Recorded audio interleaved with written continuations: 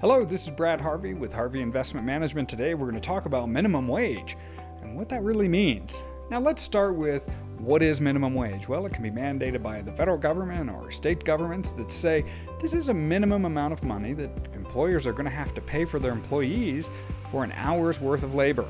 So whether that's $7, $10, $15, pick your number, that's the minimum amount that employees will receive in their gross wages for that hour of work.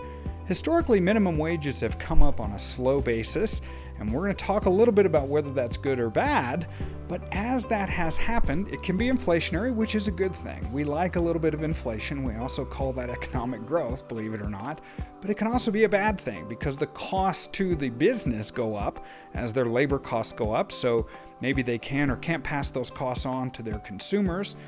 And perhaps those additional costs can put squeeze on their margin, their gross profit margin, and so they may need to cut down on their labor costs. How do they do that? So maybe we all sit around and say, hey, we need to pay $10 or $15 an hour for minimum wage at a fast food restaurant. That sounds great on paper. Let's pay them $15. They need a living wage. These are entry-level employees. They typically haven't had any training yet. They tend to be young or they tend to be part-time.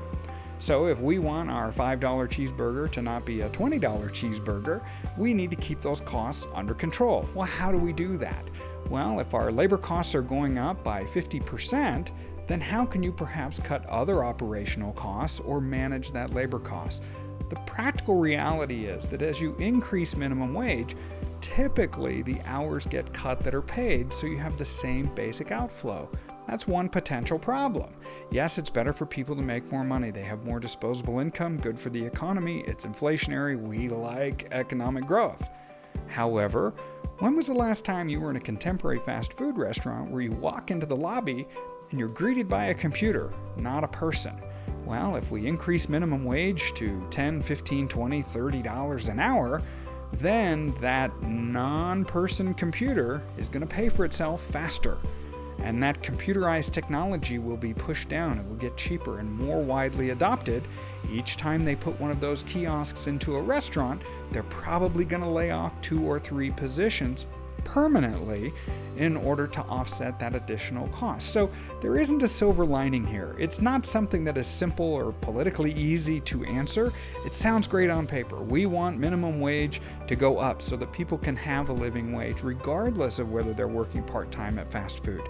However, there can be a downside to this, and that is mechanization, automation, getting your hours cut, getting the position eliminated, or a business not being able to be profitable, which means they're out of business. Interestingly enough, if you look at some of the other countries around the world, if they have lower hourly costs, typically they don't have the mechanization or the kiosk sitting in the front for you to order your food from. So that's a little food for thought from Brad Harvey. I'm with Harvey Investment Management. I hope you're having a great day. And if you'd like to hear more from us, please subscribe to our YouTube channel or shoot us an email. We'd love to hear from you.